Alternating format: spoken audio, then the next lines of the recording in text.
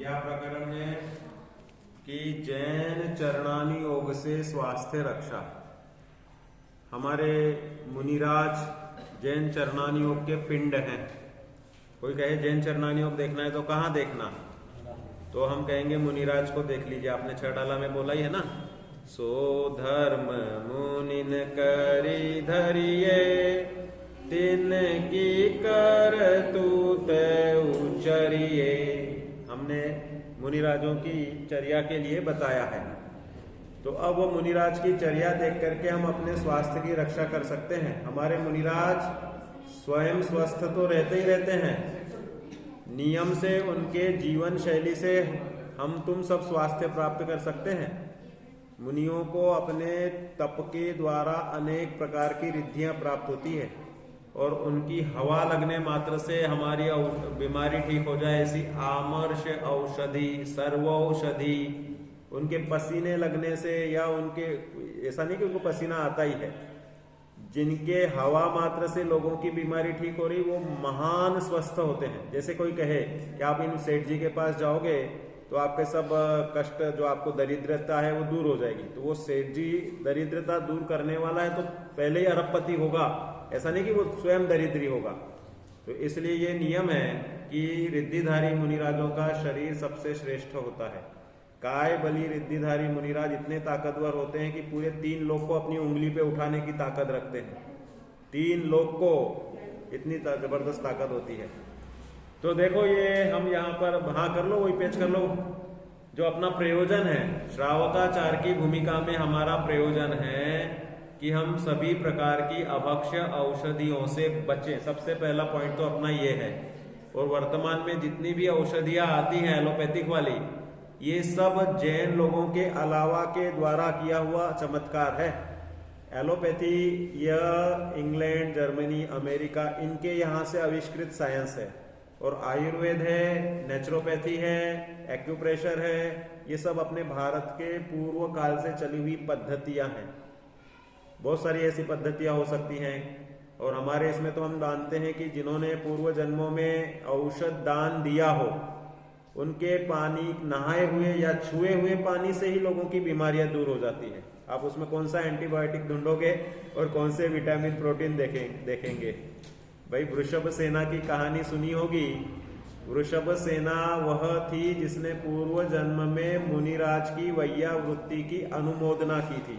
पहले भूल से तो उसने मुनिराज के ऊपर कचरा डाल दिया। वो मुनिराज एक गड्ढे में जाकर के बैठ के धर्म ध्यान कर रहे थे और उसने देखा कि भाई कोई खाली गड्ढा है, तो सब झाड़ू बुहारी करके सूखी पत्तियां वगैरह, जैसे गर्मियों में बहुत मंदिर की बुहारी की थी उसने, और वह मुनिराज के ऊपर सब डाल दिया। फिर बाद में वो उसी रास्ते से राजा आया तो देखा कि अरे कोई हवा ले रहा है, ऑक्सीजन ले रहा है, तो पत्ते हिल रहे हैं अपने आप। तो उसने निकलवाया तो देखा अरे मुनिराज है। फिर जो उसको पश्चाताप हुआ, प्रायश्चित्त लिया उसने और मुनिराज की वैयावृत्ति कराने में पूरी सहायता की। स्त्री से तो डायरेक्ट मुनिराज के छूना ही मना है, तो वो तो वैयावृत्ति होती नहीं।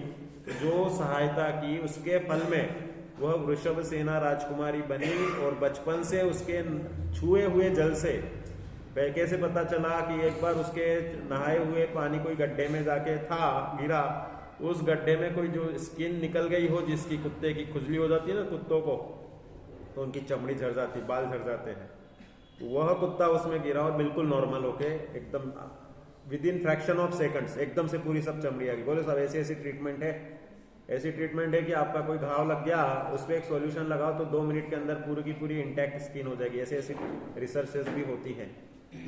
तो कहने का तात्पर्य यह कि उस वृषभ सेना के छुए हुए जल से बीमारी ठीक हो जाती थी। वह प्रभाव मुनिराज की वैयावृत्ति का था। अनंगशरा ने अभयदान दिया था तो उसके उस नहाए हुए जल से विशल्या बनी ना अगले जन्म में, तो उसके छुए हुए जल से लोगों की बीमारियां दूर हो जाती थी। तो ये सब औषधि दान का विशेष रूप से प्रभाव रहता है। तो आज की जो पद्धति है ये सब समझ लो एलोपैथी वाली पद्धति है। ये देखो सब ये bitter truth of vitamin and other supplements. हम कहते हैं ना कि हम तो कुछ नहीं, दवाई ले रहे हैं, विटामिन ले रहे हैं या क्या ले रहे हैं। तो एलोपैथी की सब गूगल सर्चेस है, करते जाओ। नेक्स्ट करो, इसके बाद का इधर को बैठना पड़ेगा, उधर प्ले करनी पड़ेगी ना। हाँ ये देखो पहला ही आ गया, ये सब अपन इसमें करेंगे कि भाई ये medicine, can vegan takes the medicine, ये बीच में दिया ना, हम ये सर्च के लिए डालेंगे गूगल में तो आपको ये सब आंसर्स मिलेंगे कि भाई वास्तव में देखा जाए तो बहुत से ये जितने भी इंसुलिन, अमाइनो एसिड, इंक्लूड ये दिया ना एंटीकोआगुलेंट्स, ये मेडिसिन में रहते हैं, ये बहुत से एनिमल डेरिवेटिव्स होते हैं। और नहीं भी हो तो लेकिन ये रूल है एलोपैथी का कि कोई भी औषधि बनेगी तो पहले जानवर पे टेस्ट की जाएगी। अगर आप शैम्पू लगाते हैं तो समझ लो कि वो शैम्पू आपका पहले जानवर के चमड़ी पे टेस्ट किया गया, उसको एलर्जी तो नहीं आई। अगर आपको कोई आई ड्रॉप्स या कोई चीजें जो आंखों में नुकसान नहीं हो जाए, कोई सोप बनती है, कोई सॉफ्ट स्किन क्रीम बनती है, तो जानवर की आंखों में डाली जाती है कि उसको एलर्जी तो नहीं हुई। अगर उसको एलर्जी होगी, उसकी आंखें चली जाती बहुत बार, तो उसके तो फ्री मानते हैं ना। हम स्कूटर से अगर कोई किसी कुत्ते के पिल्ले को या कुत्ते को ठोक देते हैं तो कोई चार्जेस थोड़ी है, लोग तो फटाफट 1 सेकंड में चले जाते जैसे कुछ हुआ ही नहीं हो। तो जानवरों पे खूब अत्याचार होता है और हम तुम सब जानवरों के ही हम तो प्राणी मात्र, छोटी से छोटी चींटी मात्र को भी मारने की नहीं भावना रखते हैं। नेक्स्ट करना। तो ये सब देखो इसमें ये दिए हैं कि कौन से इसमें कंटेंट एनिमल प्रोडक्ट वाले हैं। इसमें देखो टैबलेट्स हैं, इंजेक्शन, कैप्सूल। लोग बोलते सिर्फ कैप्सूल का ही मालूम है साहब, हमको कह रहे नहीं टैबलेट में भी होता है। ये सब छोटे छोटे अक्षर हैं, बाकी इसको थोड़ा एनलार्ज कर सकते हो तो करो भैया। हाँ जूम करके थोड़ा देखो। हाँ देखो ये है how medical condition ingredients of excipients, ये तो हो गया। इसके नीचे वाला करो। हाँ ये वाला देखो, number of medicine including tablets, injections, capsules, creams, mixtures and vaccines content animal products and और animal derived. For example gelatin is a partially hydrolysed collagen which is usually bovine मतलब बीफ और पोर्साइन मतलब pig. Beef मतलब इस गो जातीय पशुओं से निकलाया हुआ, और पिग से मतलब ये पोर्साइन मतलब ये सुअर वगैरह की चमड़ी, हड्डियां, केश, इनसे करो। अब नेक्स्ट करना। ये हम ये सब इसमें गूगल में देख सकते हैं, एक एक चीजें इसमें सामने निकाल के दी अपन ने। हम तो उसमें सिंपल ये लिख के डाले ना, विटामिन B12 फॉर वेजिटेरियंस वगैरह ये सब ये बोलते हैं ना। देखो इसमें लिखा है animal products naturally contain this vitamin. कौन सा ये विटामिन के लिए अपन ने लिखा is vitamin vegetarian. Google search किया हमने तो गूगल सर्च ने ये इसका रिस्पॉन्स दिया कि भाई animal products naturally contain this vitamin, meats, dairy and eggs are particularly good sources. Plant-based foods do not naturally contain B12. So people who follow a vegetarian diet or vegan diet, they need to make sure that they get enough each day and avoid a deficiency. तो अब आप कहोगे कि भाई B12 आपको मिलता ही नहीं है तो कैसे क्या रहते हैं। तो ये B12 अनादि से था या नहीं था, अभी इनकी रिसर्चेस है। ये एलोपैथिक औषधियों में अभी प्रेजेंट रिसर्च को वैल्यू देकर के इतना हाईलाइट कर देते हैं कि हमें लगता है कि हमारे बुजुर्ग तो शायद सब बिना उसके ही जल्दी मर गए होंगे। ऐसा नहीं है। B12 हमें अपनी मिट्टी से मिलता है, हम जो अपनी भोजन पद्धति रखते हैं उसमें मिल जाता है। B12 पानी में होता है। B12 सभी सीरियल्स, फलियां होती हैं जितनी भी, ये गवार है, सेम है, मटर फली है, सोयाबीन है, इन सब फलियों में वह विटामिन B12 हमारी आंतों में बनता है। डायरेक्ट नहीं होता है विटामिन B12, प्लांट्स में डायरेक्ट नहीं मिलता है, डायरेक्ट तो मिलता है, आंतों में बनता है। ये हमारे बैक्टीरिया जो होते हैं उसको कन्वर्ट करके, जो पाचन वाले होते हैं, वो विटामिन B12 का बॉडी में रेशो बना देते हैं और वह बराबर मेंटेन रहता है। आपने राजमल जी का नाम सुना होगा ना, ब्रह्मचारी रायमल्ल जी, जिन्होंने ज्ञानानंद श्रावकाचार लिखा। उन्होंने 23 वर्ष की उम्र में संपूर्ण रूप से हरित काय का त्याग कर दिया था, स्याही का त्याग किया था और ब्रह्मचर्य का आजीवन नियम लिया था। उन्होंने 91 साल तक जिए, वो 91 ईयर्स तक, और कभी कोई बीमारी या कोई किसी प्रकार की तकलीफ नहीं रही। जयपुर के ही थे, टोडरमल जी के समकालीन थे, और उन्होंने ज्ञानानंद श्रावकाचार लिखा। तो कहने का तात्पर्य कि हरि नहीं ली तो हम तो बोल रहे हैं हरि के बिना तो आदमी कैसे जिंदा रहता होगा। कह रहे ऐसा कुछ नहीं है। आपकी बॉडी जो है, आयुर्वेद का सिद्धांत है सात्मीकरण। अगर आप रोज थोड़ा थोड़ा जहर खाओगे तो आपकी बॉडी जहर के लिए रेसिस्टेंट बन जाएगी, क्योंकि ये शरीर अपने आप उस व्याधियों से प्रतिकार करने की कला सीखता है naturally. Nature is the best queer, वो है बेस्ट ट्रीटमेंट करने वाला, बेस्ट चिकित्सक है। हाँ फिर आगे करो। तो देखो ये सब इसमें दिए हैं। कि भाई ये मैग्नीशियम स्टीरेट, ये इनमें हर एलोपैथिक दवाई में ये डलता है। Magnesium stearate is the magnesium salt of fatty acid, stearic acid. It has been widely used for many decades in the food industry as emulsifier, binder and thickener, as well as an anti caking, lubricant, release and anti foaming agent. ये जो binding agent होता है ना, जो paracetamol या कोई भी आप उसमें डालोगे, देखोगे ना, तो ये मैग्नीशियम स्टीरेट रहता है। अब ये क्या है कि नाम इस तरह से लिखते हैं तो हमें तो लग रहा है केमिकल है, केमिकल है। बड़े बड़े बहुत से लोग जो इसके जानकार नहीं, वो बोलते हैं यार केमिकल की होती है, इसमें तो कुछ एनिमल का कैसे आता है। नाम केमिकल दिए जाते हैं लेकिन एनिमल डिराइव्ड होता है। ये किसने कहा कि केमिकल सिर्फ ये पत्थर पेड़ पौधे में ही मिलता है? केमिकल एनिमल डिराइव्ड भी होते हैं।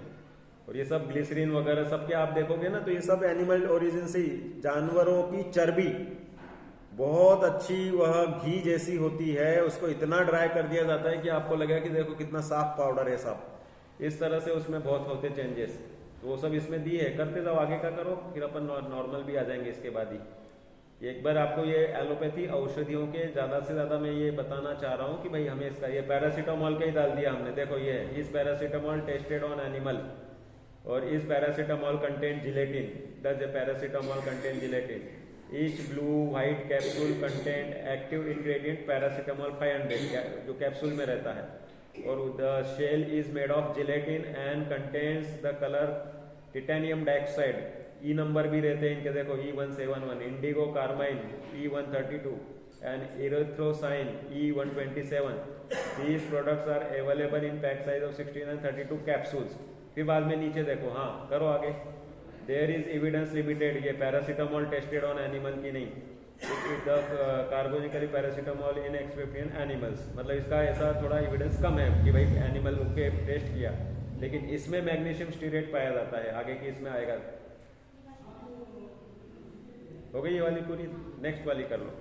तो मतलब कहने का मतलब उसमें मैग्नीशियम स्टीरेट पाया जाता है। उसकी बहुत सारी स्लाइड्स हैं, ये तो आप खुद ही डाल के देख सकते हो। बार बार करोगे ना तो उसमें जो पब्लिक जवाब देती वो भी रहती है, और उनके एक्चुअल कंपनी के एक्सप्लेनेशन भी रहते हैं कि हम अपना बना रहे साहब, ये कैप्सूल का खोल, ये वीगन है, ये रस टॉक्स से बनाया है। अब ये बिना औषधि स्वास्थ्य रक्षा वाला अपना प्रकरण शुरू कर देते हैं कि हम आपको ये बताना चाह रहे हैं कि बिना औषधि हम जीवन भर रह सकते हैं। और उसके लिए जो हमें चाहिए होती है, 4 चीजें करनी है सिर्फ। कि एक तो निसर्ग है अपने लिए, अपन जो मनुष्य गति में आए हैं तो यह पूर्व पुण्य से हमने जन्म लिया है, तो वह हमें एक एक कल्चर मिला है अपना अपना, कि भाई हम कौन से देश में हैं, कौन से कल्चर में हैं। तो हम भारत में पैदा हुए हैं। भारत में हवा पानी कैसा है, अमेरिका में कैसा है, ग्रीस में रात को 2 बजे से उजेला हो जाता है। अलग अलग टाइप के हैं ना उधर, भाई कभी दिन का ठिकाना नहीं, रात का ठिकाना नहीं। अपने यहाँ बराबर ऋतुमान चलते हैं, 4-4 महीने के 3 ऋतु हैं। नैसर्गिक। दूसरा घरेलू उपाय, कि भाई कदाचित हो भी जाए निसर्ग से तो हमें घरेलू उपाय आजमाने। उचित आदत एवं व्यायाम, ये जरूरी है। ये एक शरीर है, ये मशीन है। इस मशीन को आप जितना यूज करोगे चालू रहेगी। अगर आपके लॉकडाउन में हमारे यहाँ बहुत सारे लोगों की गाड़ियां बेकार हो गई, जाम हो गई, कुछ यूज ही नहीं हुई, निकले ही नहीं, तो कार भी बेकार हो गई। किसी का स्कूटर अब सर्विसिंग करा के फिर चालू होगी, उसमें ऑयल डालो फिर वो चालू करेगा। मालिश और एक्यूप्रेशर, ये 4 चीजें करनी है। नेक्स्ट, तो देखो नैसर्गिक उपाय में ये 5 चीजें चाहिए, हवा, पानी, आहार, विहार और धूप। ये हवा जो है ना, ये अपने आप में एक हवा 100 दवा होती है। हवा के हिस्से देखो, फिर इसके आगे की साइड में सब देंगे एक एक का। पानी है, पानी भी नेसेसरी है, आपके एक एक जगह के पानी में जादू होता है। आहार, आहार ढकेले पहाड़, ऐसी कहावत है, कहावत कि भाई मतलब जितना अच्छा और जिसकी खुराक और डाइजेशन अच्छा होगा। और विहार, घूमना फिरना भी उचित चाहिए। कौन सी जगह पे, पॉल्यूशन वाले इलाकों में, नॉन पॉल्यूटेड इलाकों में। धूप, ये rich source of vitamin D है, और पूरा rich source 95% of requirement body धूप से ही पूरी हो जाती है। आपको कोई हड्डियों के बुरादे वाले सैचेट्स लेने की जरूरत नहीं है, या समुद्री जीवों के जो शेलकल वगैरह जो आते हैं ना, ऐसे कैल्शियम डिप्रेशन, ये समुद्री जीवों के आवरण होते हैं, कवच होते हैं, तो इनसे लेने की जरूरत नहीं। नेक्स्ट, तो देखो हवा में क्या है कि सबसे मेन है ऑक्सीजन। ऑक्सीजन से ही कोशिकाएं काम करती हैं। अपने सब पूरे बॉडी में हम जो भी खाते पीते हैं ना, ये सब क्या बनता है, इमीडिएट उसका कंटेंट चाहिए ऑक्सीजन। आपको हम कोई औषधि भी देते हैं, आप एक्सरसाइज करते हैं तो ऑक्सीजन रेशो ब्लड के साथ में सब यह हवा एक ऑक्सीजन जाता है, वो रिपेयरिंग का काम करता है। ऑक्सीजन को क्या बोलते हैं? प्राण वायु। तो ये प्राण वायु है ऑक्सीजन, अपने प्राण की रक्षा करने वाली। तो डीप ब्रीदिंग की हैबिट डालो, हवा में जाके अनुलोम विलोम करो, कपालभाति करो, भस्त्रिका करो। ये सब श्वास लेने की और फेफड़ों की क्षमता बढ़ाने की क्षमता, ये सब चीजें हैं। ये लिखा ना अनुलोम विलोम। स्थान चयन महत्वपूर्ण है, आप कौन सी हवा ले रहे हो। भाई आप घर पैक रखोगे तो ऑक्सीजन रेशो कम हो जाएगा। प्लांट्स अच्छे हो, जंगल हो, तालाब हो, ऐसे स्थान पे जाएंगे तो ऑक्सीजन रेशो अच्छा मिलेगा। जहां कार्बन मोनोऑक्साइड जैसे जितनी ज्यादा व्हीकल्स उतना ज्यादा आपका AQI खराब हो जाएगा। अभी तो ये ज्वलन चल रहा है ना कि सब दिल्ली का बेकार हो रहा है हवा पानी। तो इस रूप में ये समझने की बात है। क्या एक्चुअली इसका इमीडिएट असर नहीं आता है, इससे लाइफ स्पैन घट जाता है। जैसे आप 80 साल तक 40 साल जैसे जवान होके जी रहे थे, लेकिन आपकी लाइफ स्पैन घट जाएगी कि आप 80 के जगह 70 में मर जाओगे और 40 के बाद में आप 60 जैसे होने लग जाओगे। ये असर आता है, एकदम से कोई मरता नहीं है इससे। तो इसलिए हमें लगता है कि कुछ नहीं चल रहा है, साहब नोट आ रहे हैं तो हम तो अपना शहर छोड़ नहीं पाएंगे। कभी प्लानिंग ही नहीं रहती कि हमें गाँव में जाना है छोड़ छाड़ के। भाई कमाने के लिए हम शहर में सुविधा भोगी होने के कारण और कमाई के कारण रुके हैं। हमें धर्म साधन करना है तो वह तो हमारे क्षेत्रों पर गांव में श्रावकाचार निभेगा। कुएं से पानी लेना आदि से लेके मूल श्रावकाचार का पहला मूल गुण जल गालन है, तो वो तो गांव में ही निभेगा, क्योंकि कुएं से लो और कुएं में जीवानी दो। अब कुएं ही कम होते जा रहे हैं, सब सुविधा भोगी तो गाँव में भी है, हैंडपंप और वो सब हो गए। नेक्स्ट हवा के बाद में देखो क्या चीज है, पानी। Don't use RO and Aquaguard. ये देखो एक सबसे पहली बात कि भाई कोई भी किसी भी प्रकार के RO या एक्वागार्ड से जो न्यूट्रिशंस वाले मिनरल होते हैं वो भी चले जाते हैं। दूसरा जैन पद्धति से इसमें ये कि भाई अल्ट्रावायलेट रेडिएशन से जीवाणु मर जाते हैं, छानने का कोई मतलब नहीं रहा फिर, तो अनछने का दोष हो गया। अब इसमें देखो कौन से कोबाल्ट है, जिंक है, मैग्नीशियम है, ये सब चीजें हमारे लिए जरूरी होती हैं। पानी पीने का तरीका भी होता है कि भाई आपको खड़े खड़े नहीं पीना है। ये सब मेरे YouTube पे इसके छोटे छोटे वीडियो बना के दिए मैंने, पानी पीने का तरीका। कि खड़े खड़े मत पियो, कब पीना है, भोजन के तुरंत बाद नहीं पियो, 20 मिनट बाद पियो, भोजन के तुरंत बाद आधा ग्लास तो पियो, मुंह झूठा नहीं रखना है। सुबह उठ करके जिनको लेना है वो गुनगुना पिए, गुनगुने पानी में नींबू डाल के पिए तो कोलेस्ट्रॉल कभी नहीं आएगा उसको। इस तरह से काफी ऐसी छोटी छोटी टिप्स। डॉक्टर दीपक जैन वैद्य इस नाम से YouTube चैनल है और उसके काफी अच्छे मतलब लोगों के रिस्पॉन्स भी हैं, तो वो आप देख सकते हैं उसमें। ये सब चीजें एक एक चीज का है। भोजन के बाद के पानी का, गर्मी सर्दी में पानी की मात्रा, अभी सर्दियों में है तो 2.5-3 लीटर में ही काम हो जाएगा आपका, 2-2.5 लीटर में ही हो जाएगा। और गर्मियों के दिन आएंगे तो 5-5 लीटर भी सफिशिएंट नहीं रहे। दिन में ही पीना है, रात को नहीं पीना है, क्योंकि हमारा नाभि कमल डायफ्राग्म रात्रि के बाद बंद हो जाती है। 90% केसेस में हमने जैसे पेशेंट्स आते हैं उनको बोल देते हैं कि भाई आप शाम का भोजन सूर्यास्त के पहले ले लो, तो वो उनकी एसिडिटी गैसेस की समस्या खत्म हो जाती है। तो ये बहुत अच्छे प्रैक्टिकल एक्सपीरियंसेस हैं। गर्मी सर्दी में पानी की मात्रा हो गया। सुबह जलपान 52 गजा क्षेत्र का लिखा है कि भाई वहां पे पानी, मैंने बताया अश्वगंधा, शतावरी आदि वनस्पतियों से रिसकर आता है। हमारे जितने भी प्राकृतिक तीर्थ स्थल हैं वहां पे जो पानी की क्वालिटी होती है वो बहुत अच्छी होती है और क्षेत्र की भी महिमा होती। बहुत सारे जगह पे बताते हैं कि यहाँ का पानी अच्छा है, साहब 2-4 महीने रहेंगे उतने से अच्छा रहेगा। सोनगढ़ में नींबू और लौकी की सब्जी भी सबसे टेस्टी लगती है लोगों को, और बाकी शहरों में लौकी और इनकी सब्जियां बिल्कुल अच्छी नहीं लगती। बोले टेस्टी नहीं है, लौकी भी सब्जी है क्या। तो ये सब अंतर जो पड़ते जा रहा है वो जमीन की उर्वरा शक्ति, केमिकल का प्रयोग, फर्टिलाइजर का प्रयोग और ये पानी का रोल होता है। नेक्स्ट, अपने पास बहुत सारी स्लाइडें हैं ना इसलिए थोड़ा फास्ट करेंगे। धूप देखो, ये विटामिन डी की 90%, कुछ लोग बोलते हैं 95%, दोनों ही है। समय कब से कब तक लेना चाहिए धूप? देखो एक तो धूप लेने में 2 बातें, स्किन पे लेनी जरूरी है, अपने कोई बैरियर नहीं चाहिए। तो या तो पहनना तो पतले कपड़े पहने उतने देर के लिए, आधा घंटे के लिए, और पीठ खुली रहे तो सबसे पॉजिटिव है। रीढ़ की हड्डी पे धूप चाहिए आपको। रीढ़ की हड्डी वह पूरा समझ लो हमारे बॉडी का मेन पार्ट है, जिसमें मजबूती जिसकी होगी तो पूरे जिंदगी भर बोन मजबूत रहेंगे। सर्दी में भी हाँ, सर्दी में धूप लेना है विटामिन डी के लिए तो स्किन ही चाहिए, चमड़ी ही चाहिए। आप तो स्वेटर पहन पहन के बैठ रहे तो धूप नहीं ले रहे, ताप रहे, फिर भी धूप ऐसी चीज है कि जो कपड़ों के अंदर भी घुसेगी, रूम के अंदर। बाहर सूर्योदय होगा तो इस कमरे में थोड़ा सा उजेला आएगा, जो कि एक गेट और 2 गेट के बाद कोई वेंटिलेशन नहीं है यहाँ पे, और उस वेंटिलेशन को ब्रेक करने के लिए 4-4 एसी और लगा दिए, तो हमारे हिसाब से बाहर की एयर के लिए पूरा बैरियर ही कर दिया हमने। तो इस दृष्टिकोण से देखा जाए तो ये जितने भी अपने आविष्कार हैं ये स्वास्थ्य के लिए हानिकारक है इस तरह से।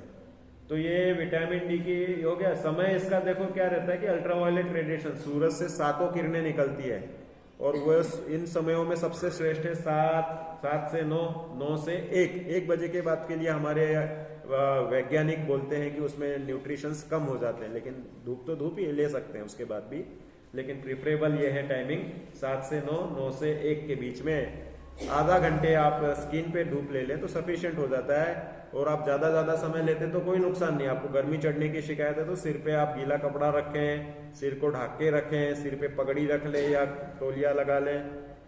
जो हमारे मुनिराज हैं आतापन योग करते हैं, पर्वतों पर रहते हैं, महीनों आहार नहीं करते, लेकिन धूप में ऐसे आतापन करने से उनकी आपूर्ति विटामिन डी की मजबूत हो जाती है। ऑक्सीजन रेशो अच्छा मिलता है पहाड़ों पर, पॉल्यूशन फ्री, जंगलों में भी अच्छा रहता है, औषधि वातावरण रहता है। पार्टिकल्स पहुंचते हैं। अपन जैसे 2 प्रकार से, अनेक प्रकार से भोजन करते हैं अपन, मुंह से तो खाते ही खाते हैं, नाक से जो पार्टिकल आपको खुशबू आती है ना, वो पार्टिकल्स आपके नाक पे जाके टच होते हैं, तब हमें उसका घ्राणेंद्रिय को वेदन होता है। तीसरा, चमड़ी पे, भाई अब जहां से हवा आ रही है तो उस हवा में अगर मेडिसिनल प्लांट्स है, जैसे उसके पुदीने के पत्ते होते हैं ना, पुदीने के प्लांट्स या नीलगिरी के पेड़ जहां पाए जाते हैं, तो वहां हवा में भी उसकी खुशबू रहती है पूरी की पूरी, और वो हवा आपके बॉडी पे लगती है तो जैसे विक्स लगाने के बाद का असर है वो पूरे बॉडी पे वैसे ही आपको उन नीलगिरी प्लांट से मिल जाता है। तो उस क्षेत्र में जाने से बीमारी, जिसको जुकाम काशी कफ की टेंडेंसी है, वो उधर जाने से, चाय के बागान वगैरह में जाते हैं ना लोग, तो ये नेचुरल खेत में ही रहने के कारण जो हवा आती है वो अपने आप उनके बॉडी पे और ऑक्सीजन लेने के माध्यम से असर करती है और बहुत सारे बेनिफिट्स प्रोवाइड कर देती है। फिर आहार में देखो हमें क्या क्या खाना है। कार्बोहाइड्रेट, विटामिन, प्रोटीन होने चाहिए। समय कैसा है आहार का, सब जानती हैं, जैनी है, सूर्योदय सूर्यास्त के पूर्व। और फिर विधि, तन मना एवं भुंजी, ये सूत्र है कि तन मन की प्रसन्नता चाहिए। हम बच्चों को खिला तो देते हैं टीवी देख के, मोबाइल दिखाते दिखाते, लेकिन वो उसके शरीर में नहीं लगता। फिर हम कहते हैं ना कि इतना सारा तो खा रहा है लेकिन फिर भी नहीं पच रहा है या हेल्थी नहीं हो रहा है।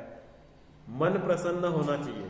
भोजन खिलाने वाले का और खाने वाले का, दोनों का मन प्रसन्न होगा तो एक साइकोलॉजिकल असर आता है।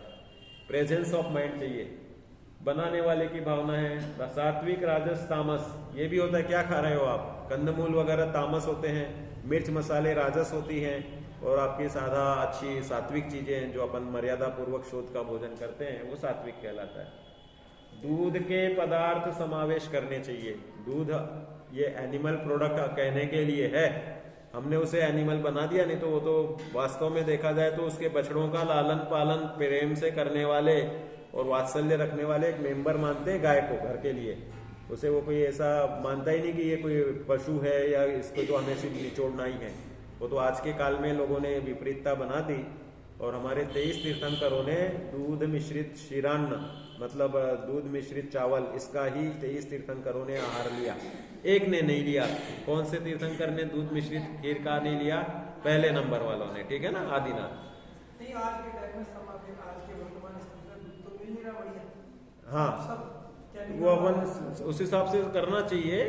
हाँ, है जहां जहां सेट करो ना, जैसे हमारे जयपुर वगैरह में है तो वहां पे वो उसको रेट्स ज्यादा देने होते हैं। वो उसने फार्म अच्छे से घास रखी है, फार्म हाउस रखा है, प्रेम से रखता है, बेईमानी नहीं करता है, तो ऐसे कुछ कुछ मिलते हैं। हाँ, वो तो उसमें तो हाँ, इसीलिए तो हेल्थ नहीं मिलती फिर। हाँ, नहीं तो क्षेत्र परिवर्तन जरूरी है। इसलिए हम बोलते हैं क्षेत्र कौन सी जगह पे रह रहे हैं, हमें चूज करने के लिए। आप कोई नया बसना चाहे तो हम कहेंगे दिल्ली में मत बसो, वहां तो एयर क्वालिटी बेकार है। आज से नहीं, एक आध बार ऐसा होगा कभी 10-5 साल में कि एकदम से 25-50 या एक आध इलाके के लोग बहुत सारे एकदम से बीमार पड़ेंगे या कुछ मर जाएंगे। तब फिर ये होगा कि भाई अब पॉल्यूशन पे कंट्रोल लाओ स्ट्रिक्टली। अब ये गाड़ियां एक आदमी जाएगा तो गाड़ी में बैठ के नहीं जाएगा, भाई कार में जो सबसे ज्यादा पॉल्यूशन है उससे कम पॉल्यूशन टू व्हीलर में है, और उससे भी कम पॉल्यूशन तो आप साइकिल से जाओ तो बिल्कुल ही पॉल्यूशन नहीं है।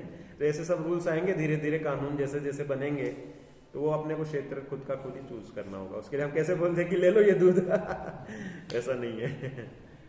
हाँ, एक्सरसाइज देखो 30 मिनट्स वॉकिंग। अपना शरीर मशीन है, उसमें भी मशीन की 2 टंकियों के ऊपर ये पैर है ना, ये खंबे हैं। ये खंबे अगर सही रहेंगे तो जीवन सुखद जाएगा, नहीं तो पराधीन हो जाएंगे। इस पैरों की मजबूती के लिए ये वॉकिंग चाहिए इसको, इसके जॉइंट्स वगैरह जिस हिसाब से वॉकिंग भी अच्छी रिदमिक चाहिए। ऐसा नहीं कि कैसे भी आड़े टेढ़े चल रहे हैं, बहुत से सिस्टमेटिक चलना चाहिए, उचित वॉकिंग है। ब्रिस्क वॉक लिखा है इसमें। पर्वतारोहण साल में या 3-4 महीने में जिसकी जैसी जैसी फ्रीक्वेंसी हो, हर पहाड़ी जगह पे जाना चाहिए। सोनागिर जाओ आप, जहां जहां पहाड़ है, शम्य शिखर जी जाओ तो और भी अच्छा, जहां भी जाओ। पहाड़ चढ़ने उतरने से आपके पूरे मस्कुलर स्ट्रेच खिंचाव हो जाता है, तो सिस्टमेटिक मसल्स की मूवमेंट चालू रहेगी। भोजन पश्चात शत पवाली लिखा है इसमें। 100 स्टेप्स चलनी चाहिए खाने के बाद। तुरंत सोना नहीं, तुरंत एकदम से बैठना है तो वज्रासन में बैठो, तो इस तरह से रहेगा। प्राकृतिक वातावरण जरूरी है। नेक्स्ट, तो ये विहार हो गया, आहार विहार। और फिर अब आएगा अन्न, हो गया ये भी। हाँ, नेक्स्ट देखो कौन सी है। हाँ, आहार वाली आ गई। देखो ये इसमें हम अब आपको बिना औषधि स्वास्थ्य रक्षा के सेकंड सेशन में आ गए। ये इन्हीं सेशनों को हम लंबा लंबा करके बता देते हैं, 1-1 घंटे के सेशन होते हैं। ये सेकंड सेशन में देखो आहार करो। नेक्स्ट, आहार में देखो आपको कार्बोहाइड्रेट चाहिए, प्रोटीन चाहिए, वसा चाहिए, खनिज लवण, थोड़ी डीप की बातें हैं, तो ये सब अपने जैन आहार में आती हैं। ये इसकी सिद्धि में इससे करना चाहता हूँ। नेक्स्ट, कार्बोहाइड्रेट का देखो बताते हैं इसमें कि कौन से चीजें में कितना कितना होता है। ये सब आपके जी मेरी पुस्तकों में लिखा हुआ है, मैंने उसी का यहाँ पेज कर दिया। तो देखो ये दालें आपको खाते हो तो इसमें आपको कार्बोहाइड्रेट इतनी सारी मिल जाते हैं, चाहे उड़द की दाल हो, मूंग की दाल हो, सब चीजों में मिलती है। अरहर की दाल, चने की दाल, लगभग एक से ही है। 60 और 59 में क्या अंतर है, 1-1, 2 पॉइंट क्या है। तो ये गेहूं है, जौ है, ये सब कार्बोहाइड्रेट वाली चीजें। मुनक्का, किशमिश, खजूर, ये सब। किशमिश सबसे हाईएस्ट है 77.3 वाला, ठीक है ना। नेक्स्ट, जो कार्बोहाइड्रेट जल की ऊर्जा होती है। ये प्रोटीन दालों में है सब। ग्रोइंग एज, बच्चों को हाइट बढ़ानी है, बच्चों को अच्छा हेल्थी बनाना है, गिव देम प्रोटीन। अरहर की दाल, मसूर की दाल, उड़द की दाल, सब दाली दाल है प्रोटीन वाली। और इधर ड्राई फ्रूट्स में आपके काजू, मूंगफली, ये सब में प्रोटीन अच्छी क्वांटिटी। सोयाबीन हाईएस्ट है, अंडे से भी ज्यादा रहता है। इसमें सब भक्ष्य पदार्थों का ही दिया अपन ने। होता है, सबको होता है हाँ, सोयाबीन सबको होता है। सोयाबीन है, कोई भी चीजें हैं। ये देखो अपन तो पत्थर भी डाइजेस्ट कर लेते हैं। लोग विम पाउडर खा लेते हैं। विम पाउडर के धुले हुए बर्तन होते हैं ना, कितने भी साफ कर लो उसमें विम लगा ही रहता है, और लोग खाते रहते हैं और सही रहते हैं। मेरे को तो आश्चर्य होता है कि अपन इतना सारा जहर पचा लेते हैं, अगर कोई शोध का खाने लग जाए तो उसको वो सूट नहीं हो, क्योंकि हमारी शरीर जहर पचाने वाली हो चुकी है। नेक्स्ट, ये देखो अपने को फैट्स उचित रूप में, ये सब saturated, mono unsaturated, poly unsaturated, ये 3 प्रकार की वसा होती है। अब इसमें ये ध्यान रखना चाहिए कि हमें कभी भी, जैसे तेल में हमने कोई नमकीन बना लिया, अब वो तेल बचा तो उसको लोग सब्जियों में प्रयोग कर लेते हैं या दूसरे कामों में लेते हैं, तो वो पूरा का पूरा जिनकी 40 ईयर्स से अबव हो जाए ना, उनको वो कोलेस्ट्रॉल बनाने में चला जाता है, ट्रांस फैट्स बना देता है वो, और वो जो है समझ लो कि ट्राइग्लिसराइड्स बढ़ाता है। कभी भी तले हुए तेल को पुनः प्रयोग में नहीं लेना चाहिए, एक सिद्धांत ये है। दूसरा, घी की तो शुद्धि उबाल के ही होती है। मक्खन या मलाई से बनाने के बाद में उसे उबाला जाता है, तो घी गर्म करके बार बार भी यूज आए तो उसमें कोई टेंशन नहीं है, लेकिन तेल को एक बार काम में लेने के बाद पुनः नहीं लेना चाहिए। और अब तो तेल की भी मशीनें घर में निकालने वाली आ गई, तो ये सब में इतनी ये होती है। देखो फिर ये हमें मिनरल्स रेगुलर चाहिए होते हैं, आयरन है, जिंक है, कैल्शियम, ये सब अपने खाने पीने में रहती हैं। ये देखो इसमें सब नाम दिए हैं, अखंडित गेहूं, सेम, फली वगैरह सब में मिल जाता है आयरन।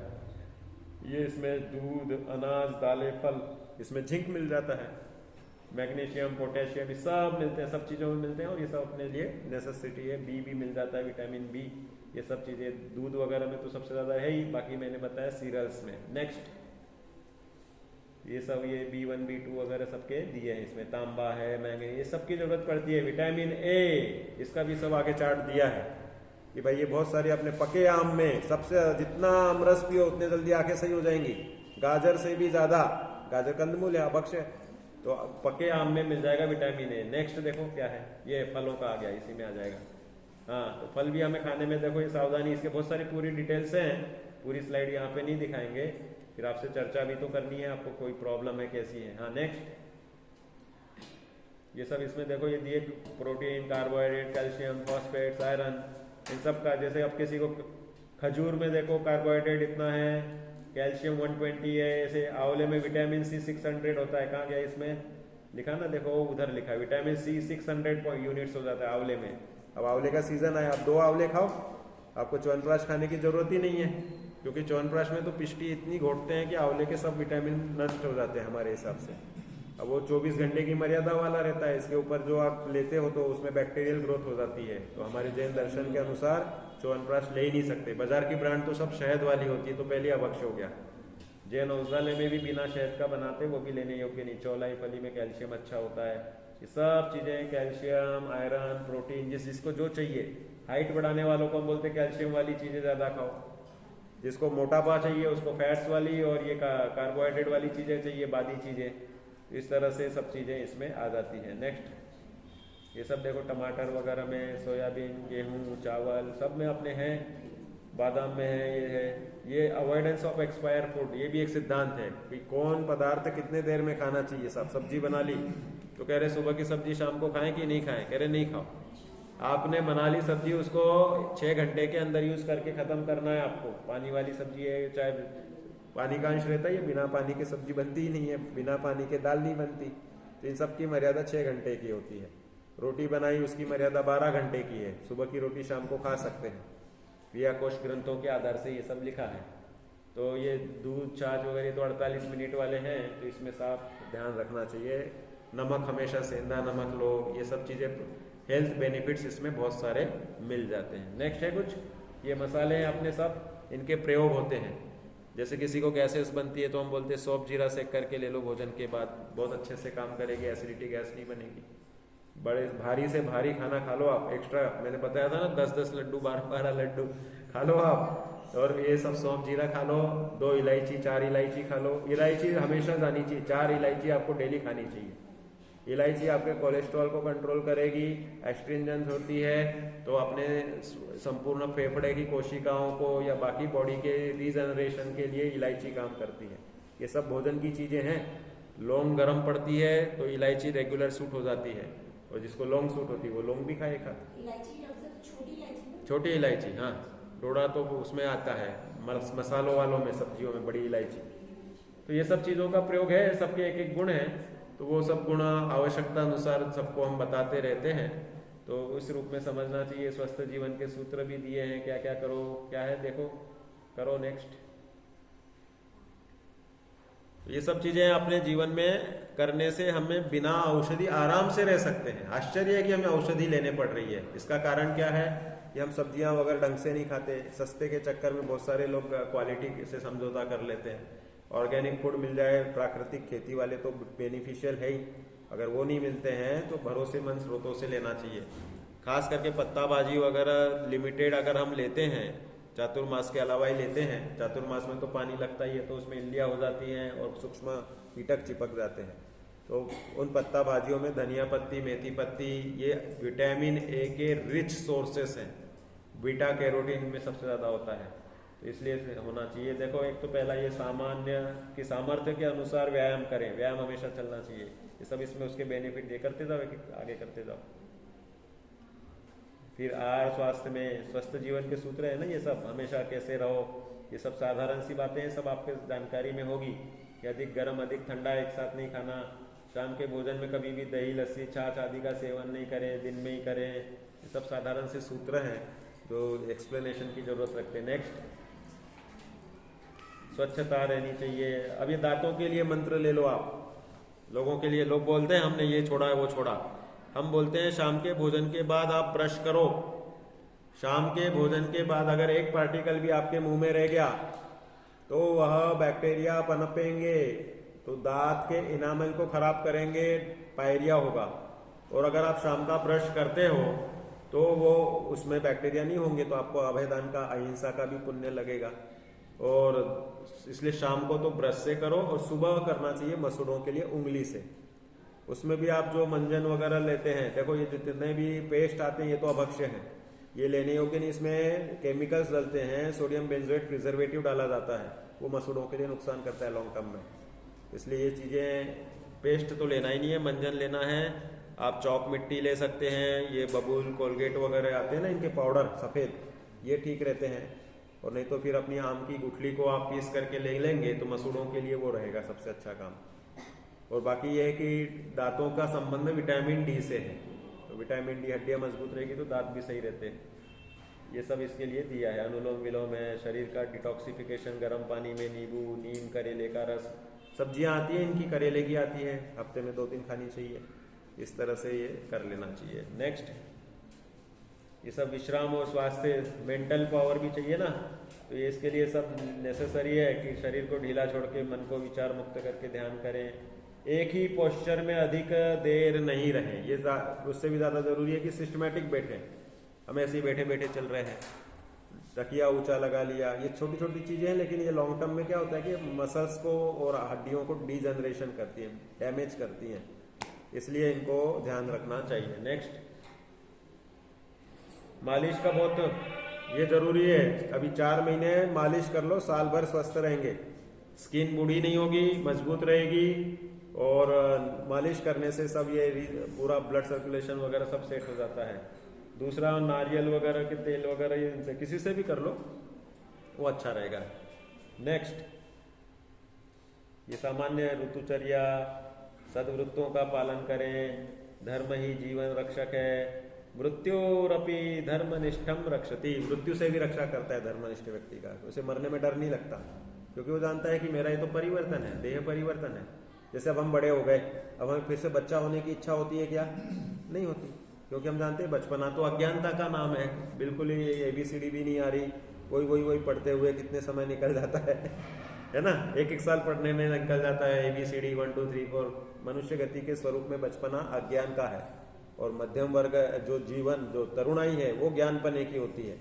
उसमें अगर अच्छे से ज्ञानार्जन हो जाए तो बुढ़ापा सबसे सुखद काल है इस जीवन का, क्योंकि एक्सपीरियंस सब हो गया, उसने सब जान लिया, इसलिए बुढ़ापे में कभी दुख नहीं होता। जो ज्ञानी जीव है वह बोलता है कि बूढ़ा तो शरीर हुआ है, और कर्मों पे अच्छे प्रशम संवेगानुकंपा जीव दया का पालन है, तो शरीर भी घातक नहीं बनेगा। सबको 80 साल में 80 जैसा रहना कंपलसरी नहीं है, 40 जैसे ही 80 में रहोगे, इसलिए अपने प्रसन्न चित्त रहो तो सब सही रहेगा। नेक्स्ट, हो गया ये भी, बस। तो देखो बाकी के देखो और कौन से हैं।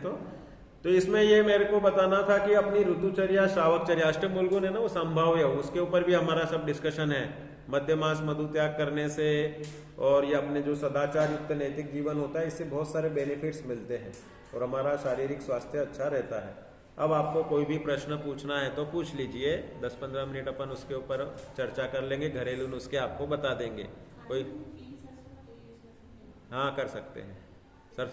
हाँ सर, देखो फिल्टर ही करना चाहिए, रिफाइंड नहीं। रिफाइंड जो होता है वो कॉस्टिक सोडा से रिफाइन किया जाता है, तो इसलिए फिल्टर तेल ही प्रयोग करना है, वो अच्छा रहेगा, पॉजिटिव रहेगा। नहीं, जैसे आपने बताया आम रस, जैसे मैं अपनी प्रकृति, अगर खटाई की कोई भी नींबू है या आंवला है, सारी चीजें फायदे की बताई, और मेरे को नुकसान करती है। हाँ, तो आपको नहीं लेना, आपको जो सूट हो ना। देखो सबसे पहला, सभी चीजें सबके पास हैं, नींबू जैसी चीजें तो सबके पास हैं, लेकिन जिसको सेट नहीं हो रही है उसके लिए तो व्यक्तिशः अलग बात हो जाती है। उनके लिए हम बोलेंगे कि भाई जो आपको सेट होता है वो देखो। बहुत से लोगों को आंवले सेट हो जाते हैं, वो नींबू नहीं होते, और नींबू वो अधिकांश लोगों को हो जाते हैं। तो इस रूप में उसको खुद के टेंडेंसी से उसको, नींबू के जगह आंवला सेट होता है, खटाई नाम की चीज ही नहीं होती। तो हाँ, तो विटामिन सी के लिए फिर आपको यही रहेगा कि बाकी सब्जियों में भी पाया जाता है, करेले हैं या बाकी जो चीजें हैं ना सब्जियां, इनमें पाई जाती हैं। तो जो जैसे हमने चार्ट बनाया उसके हिसाब से उसमें रह सकते हैं, क्योंकि शरीर की प्रकृति सबकी होती है। किसी को थोड़ी सी मिर्च भी सेट नहीं होती है, और किसी को बहुत ज़्यादा मिर्च अच्छी लगती है। मिर्च के बेनिफिट्स भी है, नेगेटिव्स भी हैं, सब चीज़ें हैं। तो ये सब चीज़ें जो हैं ये हमें क्लियर करती हैं कि जो सेट हो वही चीज़ करनी है। सब चीज़ें सबके लिए नहीं होती। सबको सुबह उठ के पानी पीना ही, कि जुकाम खांसी वाले को नहीं पीना है, कब बन जाएगा उसको। और जनरल कथन होगा कि भाई गर्मियों में पियो, सर्दियों में नहीं भी पियो तो भी चलेगा। सर्दियों में अपने आप ही निसर्ग ही हमको बेनिफिट्स देता है। उत्तरायण, ये दक्षिणायन का काल है ना ये, तो उसमें बॉडी अपने आप ही निसर्ग से एनर्जी प्राप्त कर लेती है। अगर संतरा भी खाते तो भी नुकसान है। हाँ तो ठीक है, खटाई बंद करो आप, दूसरे सब्जी वगैरह से बोलती है। हाँ टमाटर, टमाटर तो अब ये इंडियन ही बन गए ना सब, हाइब्रिड वाले भी जो आते हैं ना सलाद वाले, वो भी बन गए इंडियन।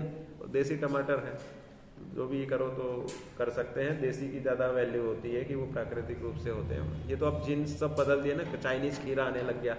एक देसी खीरा आता है जो अपना चलता है, और उतना टेस्टी नहीं रहता है, कड़वे निकल आते हैं। और चाइनीज खीरे में से छिलका नहीं भी निकालो तो भी वो ठीक लगता है, तो नाम चाइनीज दे दिया, बाकी उगता तो यहीं पे है। वैसे जेनेटिकली मॉडिफाइड फूड बहुत सारे आएंगे, फ्यूचर में भी आएंगे। तो उसमें यही रहेगा कि उनकी क्वालिटी, न्यूट्रिशन की वैल्यू सब रिसर्च होती रहती है, तो उसके अनुसार उसे हमें अपनाना पड़ता है। ये है थायराइड के लिए। देखो सबसे पहला तो उज्जाई प्राणायाम नंबर 1 है, दूसरा धनिया ज़्यादा से ज़्यादा खाओ, तीसरा स्ट्रेस फ्री रहना जरूरी है। थायराइड होने का एकमात्र कारण कुछ ना कुछ चिंता लगे रहना, कुछ ना कुछ दिमाग चालू रहना, अधिक सोचना। 9:05 हो गया, अब 9 बजे तक मुझे पहुंचना था, तो जो पोजीशन होती है उसे चिंता बोलते हैं। चिंता ऐसी नहीं होती कि मैं फाइनेंशियली लॉस में ही रहूं या बीमार रहूं या कोई मरा जी हो तभी चिंता होती है, ऐसा नहीं है। चिंता सबको रहती है, टाइमिंग का उल्लंघन या कोई भी काम अपने इच्छा से जैसा चाहते थे वैसा नहीं हुआ तो चिंता होती, तो उसको टैकल करने की कला होनी चाहिए। गलती हो जाना वह उतना बड़ा दोष नहीं है जितना गलती के पीछे झुरते रहे, बार बार उसी का सोचते रहे, उससे निकल ही नहीं पाए। डिप्रेशन और निगेटिविटी ये हमारे स्वास्थ्य के शत्रु हैं। थायराइड वाले में इन चीज़ों की टेंडेंसी कहीं ना कहीं पाई जाती है।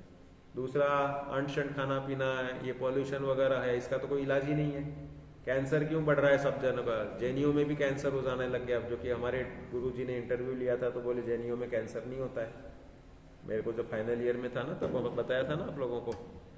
तो इसका मतलब ये है कि अब हमने कल्चर ही हवा में जहर डाल रखा है, तो अब कौन कितनी देर में चपेट में आएगा, इतनी बात है। आना तो सबको ही है चपेट में, कोई 40 साल में आएगा, कोई 20 साल में आएगा, लेकिन आएगा जरूर। और अगर आप भग जाओगे इस हवा में से तो सही है। ये सॉल्यूशन है इसके कि भाई हम क्यों बीमार होने लग गए पहले से ज्यादा, तो हमने हवा, पानी, खान पान दूषित कर दिए, मन दूषित कर दिया, एक दूसरे के प्रति ईर्ष्या, राग, द्वेष, नफरत, प्रेम से कोई हंस के बात ही नहीं करता है। अरे इनने पहले जिन्हें क्यों नहीं की, उनने क्यों नहीं की, ये जो सब अपने राग द्वेष संकल्प विकल्प है ये हमारी हेल्थ को डैमेज करते हैं। इसकी हाँ मालिश का तरीका वो तो सरसों के तेल से सर्दियों में करो, गर्मियों में मालिश रिकमेंडेड नहीं है क्योंकि पसीना चिपचिपा हो ही जाता है। और ये तो जिस टाइप की प्रॉब्लम हो, जैसे जिसको घुटने उठने पे हो तो उसको राउंडेड शेप में किया जाता है, लेफ्ट टू राइट किया जाता है, अप से डाउन किया जाता है नॉर्मल मालिश में। और बाकी बीमारी हो तो उस हिसाब से सर्कुलेशन के हिसाब से बदलते हैं। हाँ अप से डाउन यही। हाँ चलो ये अच्छा क्वेश्चन है, एयर फॉल हो रहे हैं क्या करें। देखो एक प्रदूषण है, ये तो एक रीजन है। स्ट्रेस दूसरा, आज की लाइफ पढ़ाई से लेकर के बचपन से हमारे एलकेजी वाले बच्चे बोलते हैं कि मेरा फर्स्ट रैंक क्यों नहीं आया, उसका आया, और वो स्ट्रेस में रहता है। एलकेजी यूकेजी से स्ट्रेस शुरू कर दिया हमने कंपटीशन में, तो इसके कारण दिमाग में एक विशिष्ट गर्मी होती है। बाल झड़ने वाले अधिकांश जो बुद्धिजीवी जीव होते हैं उनके बाल कम होते हैं। ये भी देखा गया है कि जो सोचते विचारते हैं उनकी कम अधिक प्रमाण में उसमें टेंडेंसी। दूसरा हेरिडिटरी फैक्टर होता है, जैसे मेरे पिताजी के 30 साल की उम्र में ही बाल नहीं थे, वो नमक का काम करते थे इसलिए खत्म हो गए उनके बाल। उसके बाद हम लोग हुए, सो हम लोगों की पद्धति है कि कोई 40 में हो रहा है, कोई 50 में हो रहा है, लेकिन टेंडेंसी आएगी। चांद की भी स्टाइल वैसी रहेगी जैसे आपके पिता की रहेगी। म्यूटेशन बोलते फिर उसको। म्यूटेशन ये होता है कि अचानक चेंजेस होते हैं, जैसे अभी कोरोना के म्यूटेशन हो रहे हैं ना कि भाई डेल्टा वायरस मिला, ये मिला, वो मिला, ऐसे अलग अलग चेंजेस होते हैं। वो सिचुएशन चेंज होने के कारण अपनाई गई शरीर की प्रवृत्ति होती है, उसे बोलते हैं mutation. Sudden variation in genes is called as mutation. बदलाव, बदल की यह लहर चल जाती है एकदम से, ये है। हाँ मसाले वाला धनिया, धनिया पत्ती नहीं, बस मसाला खाओ, सब्जी में डाल के खा लो, पानी में डाल के पी लो, ऐसे ही चम्मच से एक एक चम्मच सुबह शाम खा लो चूरन जैसा। धनिया सबसे बेस्ट है। सौंफ जीरा नंबर 1, खाने के तुरंत बाद सौंफ जीरा सेक करके मिक्स करके एक एक 1.5 चम्मच क्वांटिटी में लो। क्वांटिटी अच्छी चाहिए, लोग बोलते साहब हम हीमोग्लोबिन के लिए मुनक्के खा रहे हैं, कितने खा रहे हैं? 4-5 कह रहे नहीं 40-50 खानी है ऐसा। ये तो अनुभव में हाँ। जैसे एसिडिटी हो रही थी, हाँ। अब तो ठीक काफी हो गया। जब एसिडिटी हुई अब वो घी मार के उसकी जी लगी, तो वो इनो से भी ज्यादा इफेक्टेड हुआ मेरे बॉडी। बिल्कुल सही, बहुत सही, तुरंत। बहुत अच्छा। नहीं, शुगर कितनी उसके ऊपर डिपेंड करता है ये। देखो शुगर वगैरह ये जो आंकड़े ना, ये अमेरिकन बॉडी के आंकड़े हैं, थायराइड का भी है ना, आंकड़े देखते रहोगे तो कुछ ना कुछ कम निकलेगा। और आजकल ये सस्ते सस्ते पैकेज के चक्कर में लोग 70 टेस्ट करा लिया, उसमें से 4 गड़बड़ निकल आई, उसका दिमाग में टेंशन हो जाता है। अनावश्यक टेस्ट कराने की जरूरत ही नहीं है, एक तो पहली बात। दूसरा, ये जो आंकड़े आते हैं ये एक एक व्यक्ति के अलग अलग होते हैं। जैसे हमने कल आपको बताया था, नाड़ी की फड़कन सबकी अलग अलग रहती है। 72 किसी की निकलेगी ही नहीं, निकल भी जाए तो कोई दिक्कत नहीं, किसी की 80 चलती, किसी की 60 चलती, और उसी में जीवन आराम से सुख से चलता है। तो ज्यादा इन आंकड़ों के मायाजाल में नहीं उलझना चाहिए। इंडियन डायबिटीज के हिसाब से 200 तक की भी शुगर को नॉर्मल कहा जाता है, ऐसे बहुत सारे हमारे चिकित्सकों का मत है। तो इसलिए आप वो गोली चालू करने के बाद में बॉडी को छेड़छाड़ आप जो भी चीज से करोगे तो वो उसका आदत बन जाती है, तो फिर वो छूटती नहीं है। इसलिए बीपी के लिए, गैस ज्यादा बनती है उसके लिए। हाँ, गैस के लिए सौंफ जीरा काम करेगा ना, आपका जीरा काम करेगा। खाना खाने के हाँ, बाद हाँ, बाकी बिल्कुल। खाने का सिस्टम क्या होना चाहिए, जैसे ये जो अभी बताया सेम अपने जो लाइफस्टाइल जैनियों की है, सूर्योदय सूर्यास्त, 2 खाने के बीच में 3 घंटे का गैप रखना चाहिए। वो भी होता है रेगुलर 25 साल तक कर रहे फिर भी बहुत गैस। हाँ, तो समझ लो कि बहुत बार क्या लीवर फंक्शन वीक हो जाता है, लंबे समय से हिस्ट्री होती ना, आते वीक हो जाती है, लीवर फंक्शन वीक हो जाता है, तो गैस बनती ही रहेगी। तो बच बच के खाओ भाई, गोलियां चली रही है जैसे जम्मू कश्मीर में कम ज्यादा चलती है, तो वही कि भाई बच बच के रहो। ऐसी जिसके पेट में ऐसी टेंडेंसी हो गई, आते ढीली हो गई, लीवर फंक्शन वीक हो गया, तो या तो उसकी ट्रीटमेंट लेनी पड़ेगी, और या तो फिर बच बच के खाओ कि जो सूट होता है हल्का फुल्का वही खाओ। हमारे ऐसे ऐसे मित्र हैं जो 4-4, 6-6 पेट ये भजिए भुजिए सब खा जाते थे, और अब हमारी उम्र के हो गए वो भी 51-52 के, तो अब बोलते एक भजिया खाता हूँ तो 4 बार जाना पड़ता है। ऐसी हालत हो गई लोगों की। और ऐसे भी लोग हैं कि जो 4-4 दिन से जाते नहीं और फिर भी स्वस्थ और मस्त है। हमारे बड़े वैद्य जी का यही कहना है, मैं जिधर मैं जॉब करता हूँ, वो बोल रहे कि तुम्हें तकलीफ नहीं है तो क्या जरूरी है कि तुमको लैट्रिन रोज जाना ही जाना है। अगर तुम स्वस्थ और मस्त महसूस कर रहे हो तो डोंट टेक टेंशन। बोले खाओ पियो खूब अच्छे से, और भी अच्छे से खाओ तुम, बाकी लोग खा ही नहीं पाते कि बार बार जाना पड़ता है, तुम अच्छे से खाओ, दबा के खाओ, कोई टेंशन नहीं। अगर जाओगे तो तुम्हारा नॉर्मल होने लग जाएगा। तो इसलिए कोई टेंशन की बात नहीं है कि हम सोचे कि ये 2 बार जा रहा है, ये 1 बार जा रहा है, ये जा ही नहीं रहा, क्यों देख रहे हो आप? तो आप स्वस्थ हो तो इधर उधर देखने की जरूरत नहीं है, क्योंकि आधे बीमार तो हम दूसरों के कारण होते हैं। जैसे 4 लोग मेरे को बोल दे साहब क्या हो गया वैद्य जी, आप बीमार से लग रहे, पहले से दुबले लग रहे, 1 बोल दे, 2 बोल दे, 3, मैं बोल रहा हूँ मैंने अभी सुबह चेक किया मेरा 65 किलो वजन है और 65 ही है, कॉन्फिडेंस दे रहा हूँ अपने आप को। लेकिन जब 5वां बोल देता है तो यार कुछ ना कुछ चेंज हुआ है, तभी बोल रहे 5 लोग बोल चुके तो मैं अपने आप को बीमार मानना शुरू कर दूंगा। तो ये साइकोलॉजी बहुत ज्यादा काम करती है। जैसे कहते हैं ना कि खाने के बीच में ज्यादा खाने के बीच में गैप नहीं होना चाहिए, थोड़ी सी गैस बनती है। नहीं नहीं नहीं, वो सबके लिए सब बातें नहीं है, वो बॉडी टू बॉडी वेरी करता है। सबको 4-4 बार खाने की जरूरत नहीं है, सबको सुबह उठ के पानी लेने की जरूरत नहीं है। ये सब जो बच्चे होते हैं ना 20 साल तक, ये रफ एंड टफ जिए, 18-18 केले खाएं एक घंटे में, कोई टेंशन नहीं है। हमारे जब मैं 12th में था ना तब कंपटीशन होती थी ऐसी कॉलेज में कि भाई कौन सी कंपटीशन, 1 मिनट में सबसे ज्यादा केले खाओ, तो कोई प्रॉब्लम नहीं हुई। 18 लोगों से बाद में जिन्होंने पार्टिसिपेट किया, किसी ने 8 खाए, किसी ने 12 खाए, हाईएस्ट वाला 23 का निकला। मेरे 18 केले थे, तो मैंने पूछा क्या तुमको, तो किसी कोई नहीं, 1-2 जन बोले कि हमको 1 राउंड एक्स्ट्रा हुआ, और बाकी के बोले कुछ नहीं, सब पच गए अच्छे से। तो बॉडी तो अपनी 20-25 साल तक मजबूत रहती है। जो जैसा खाना है खाओ। 100 पानी पूरी खाते हैं लोग, पानी पताशी होती है ना, 100 खा लेते एक साथ। तो सब खाने के लिए छूट है जो आपको डाइजेस्ट होता है, और वैसे ही अपनी बॉडी का गठन होता है। इसलिए हम बोलते हैं कि इस एज में एक्सरसाइज कर लो। जो भी 10th में आ गए ना, ये सब बालिकाएं, एक्सरसाइज करना, खुश रहना, बहुत काम करना, मजबूती से पढ़ाई करना, और रात्रि जल छोड़ देना। अभी छोड़ दोगे जीवन भर कोई तकलीफ नहीं होगी।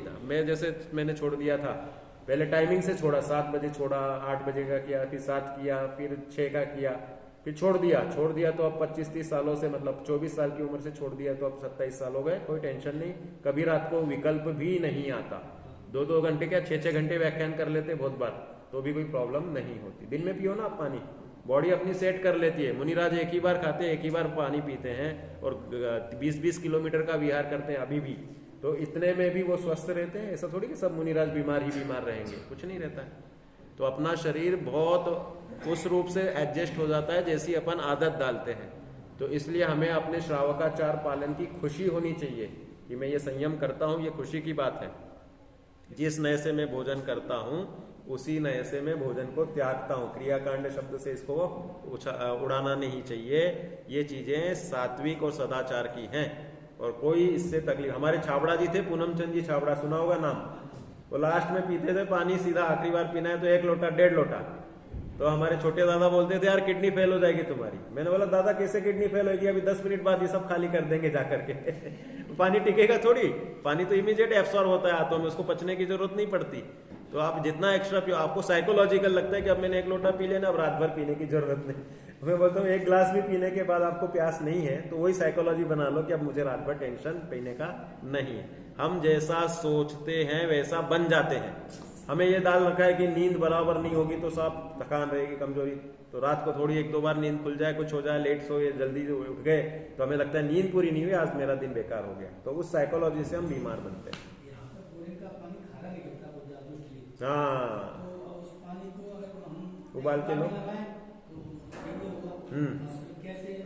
नहीं, देखो इसलिए तो बोलते हैं श्रावकाचार लेने के लिए हमें क्षेत्र चयन करना चाहिए। दिल्ली छोड़ने की सलाह दे कि भाई पानी अगर ऐसा निकल रहा है तो उस क्षेत्र को छोड़ो। नहीं छोड़ पा रहा है तो उबाल के लो, दूसरी जगह से लाओ। लोग अरे ये सऊदी अरब, कुवैत वगैरह है ना, ये पानी का इंपोर्ट करते हैं और हमें करना पड़े ऐसा कि भैया इधर का अच्छा निकल रहा है तो मंदिर से घर तक ले जाओ पानी, और क्या इस तरह करना पड़ेगा। एक्वागार्ड की अनुमोदना इसलिए नहीं करेंगे कि वहां तो जीव नियम से मर जाते हैं 3 अनछना पानी का दोष है पूरा। एक्वागार्ड, आरओ, ये जो भी लगाते हैं उसमें सब एनिमल चारकोल का प्रयोग होता है फिल्टर में बहुत बार।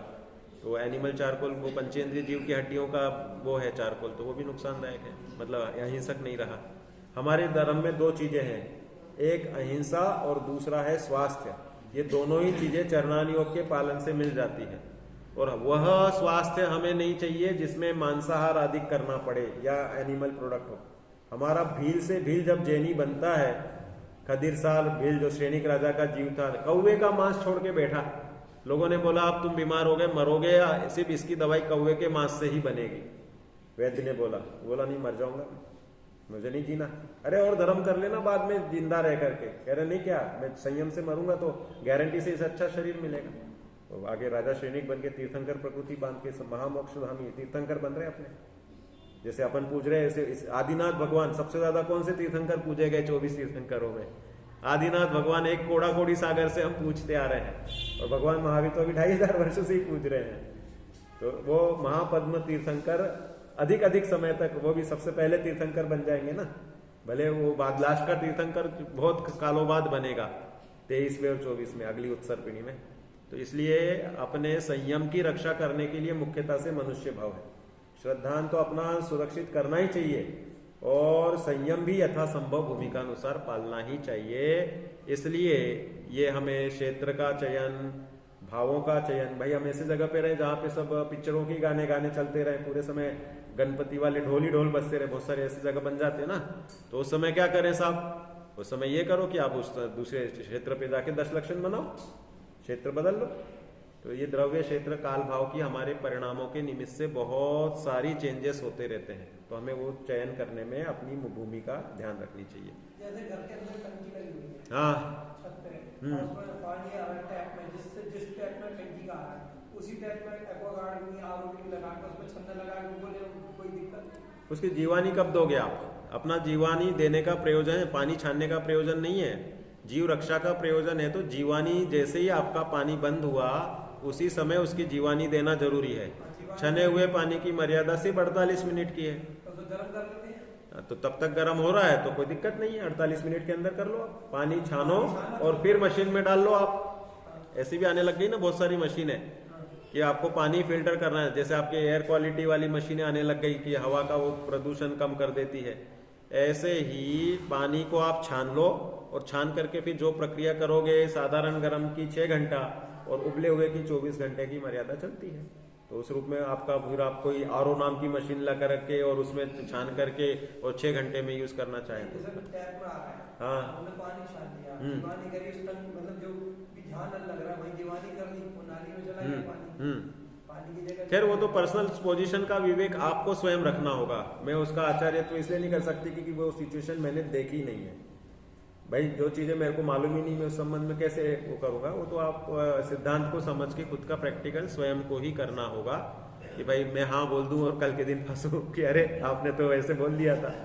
ऐसा नहीं होना चाहिए। वो सिचुएशन आपको खुद सॉल्व करनी पड़ेगी। भाई मैं आरओ मैंने जीवन भर में यूज किया नहीं, देखा भी नहीं, मुझे तो लोगों ने बताया कि ऐसे ऐसे है, कुछ बताने लगे, ऐसे ऐसे भी आने लग गए कि भाई बाद में डाल लो आप छान करके, बर्तन से डाल लो, ऐसे ऐसे भी मशीनें आने लग गई। तो बहुत सारी चीजें होती हैं और बाकी अपना विवेक चालू रखना चाहिए। हाँ बच्चियों पूछो, बच्चियां तो कमी है, 3 ही है, बाकी लोग नहीं आ रही क्या? एक वो है, 2 है। अच्छा हाँ नेल्स क्या, नेल्स क्या हो रहा है? व्हाइट स्पॉट्स हो रहे नेल्स पे, क्या करती है? ये देखो इसमें ऐसा रहता है, आप लोग जब मानसिक रूप से क्या होता है, बहुत सारे लोग ऐसे हिलते हिलते करते हैं, आंसर देते हैं, ये मानसिक इंफीरियरिटी की निशानी होती है। बहुत सारे लोग अंगूठा चूसते हैं, बहुत सारे लोग बोलते बोलते मैं जैसे बहुत बार मैं ऐसे ये जोर से ऐसे मार लेता हूँ, तो ये इससे मैं नॉर्मल होता हूँ, सेंटिमेंट्स मेरे नॉर्मल होते हैं, बॉडी को एक मैं बैलेंस देता हूँ। ये इंफीरियरिटी को बैलेंस करने की पद्धति होती, तो बहुत सारे लोग ये, लेकिन गलत आदत है नेल्स की, तो आप उस पर कुछ लगा के रखो, कड़वा कड़वा सॉल्यूशन, तो मुंह में जाते ही एकदम से ध्यान आएगा कि अरे ये तो गलत हो गया करके। इसको निकालने का इलाज यही रहता है। और बाकी कॉन्फिडेंस रखो, आप ऐसे हाथ पकड़ लिया आपने, पेन हाथ में रखो, रुमाल हाथ में रखो, वो धीरे धीरे आएगा हैबिट में। अभी तो आपने अगर ये ठान लिया है कि भाई मुझे ये आदत छोड़नी है, तो आप पहले अगर आज 10 बार कर रहे हैं तो कल से 9 बार करोगे। धीरे धीरे आपका हैबिट होते होते धीरे धीरे छूटे। कोई ऐसे भी होते कि 10 के बाद जीरो, सीधा हाथ बांध दिए, ये कर दिया या कुछ भी कंट्रोल कर लिया, तो इसलिए जाएगी। अगर आपने श्रद्धा मजबूत कर ली है तो चारित्र आएगा आएगा और आएगा, ये पक्का है। हाँ निकल जाएगी ना, तो उस समय फिर ध्यान रखना, फिर से लगानी पड़ेगी। इस तरह से ज्यादा डालने में कब आते हैं? जब कोई क्वेश्चन पूछता है, जब हम टेंस होते हैं या अकेले बैठे रहते हैं। हेवी रिलैक्सेशन और हेवी टेंशन, ये 2 सिचुएशन होती है। 90% लोग हेवी रिलैक्सेशन में प्रमादचर्या, सो जाएंगे, लेटे रहेंगे, कुछ करेंगे नहीं, ऐसे ही चल जाएगा। और बहुत से हेवी टेंशन में वही दिमाग में रहेगा, तो बेचैन होते हैं, तो कुछ ना कुछ करते हैं। सिगरेट पीने वाले, बीड़ी पीने वाले बोलते हैं कि भाई ये पिए बगैर हम नॉर्मल नहीं होंगे, टेंशन में हमको चाहिए ही चाहिए। तो टेंशन टैकल करने की उनकी वो बन जाती टेंडेंसी। तो आपको भी अपना टेंशन खुद ही टैकल करना है कि अगर हाथ धुल जाते हैं तो फिर से लगा लो। ऐसा कुछ करना पड़ेगा। जमीन में बैठते हैं, मतलब अपनी पोजीशन का, तो 5 मिनट बाद ही कमर दर्द होने लगती है। तो हड्डियां कमजोर हो रही है आपकी, हड्डियां और मसल्स कमजोर हो रहे हैं आपके, इस रूप में समझना चाहिए। तो उसके लिए क्या है? उसके लिए कुछ नहीं, एक्सरसाइज करो और तेल की मालिश करो। और मस्क्यूलर पावर बढ़ाने के लिए उड़द नंबर 1 होता है, उड़द के लड्डू खाओ, पचने चाहिए बस। उड़द जो है ना, माश, हाँ उड़द की दाल के लड्डू, या उड़द साबुत उड़द को पीस के भी बना लो, चाहे उड़द की दाल बना के पीसते वक्त दाल ही बन जाती है। वो तो छिलके के साथ ले लो उड़द, काली उड़द, वो सही। हाँ उड़द के लड्डू बनाओ, मेथी दाना के लड्डू बनाओ, उसमें भी कैल्शियम अच्छा है। 4 महीने मेथी दाना के लड्डू ले लो, मस्क्यूलर पावर, हड्डियां मजबूत हो जाएगी। हाँ आइस के लिए, आंखों के लिए क्या करना चाहिए साहब? आंखों के लिए देखो, सबसे पहला ये है कि सब्जियां ज्यादा से ज्यादा खानी है।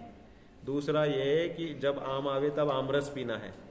तीसरा ये कि आंखों की ये जो जितने भी मोबाइल और ये हाई लाइट ओरिएंटेड, इसमें ब्लू लाइट बोली जाती है इसको, तो ये अपने आइस से टकरा के आंखों को नुकसान है हेवी रोशनी से। अब ये सब जगह एलईडी लग गई है।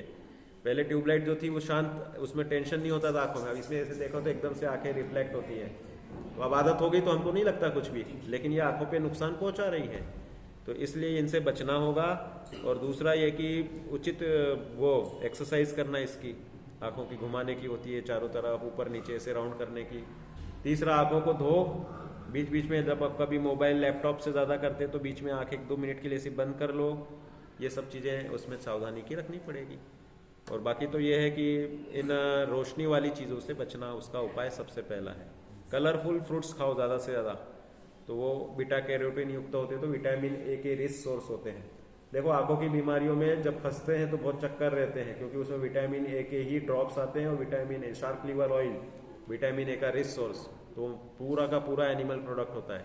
बहुत सारे ब्रह्मचारियों को जरूरत पड़ जाती है अंत में ये विटामिन ए आंखों में डालने के लिए, तो वो बोलते हम खा तो नहीं रहे लेकिन डाल तो रहे हैं, तो हमें तो हिंसा का तो है ही ना।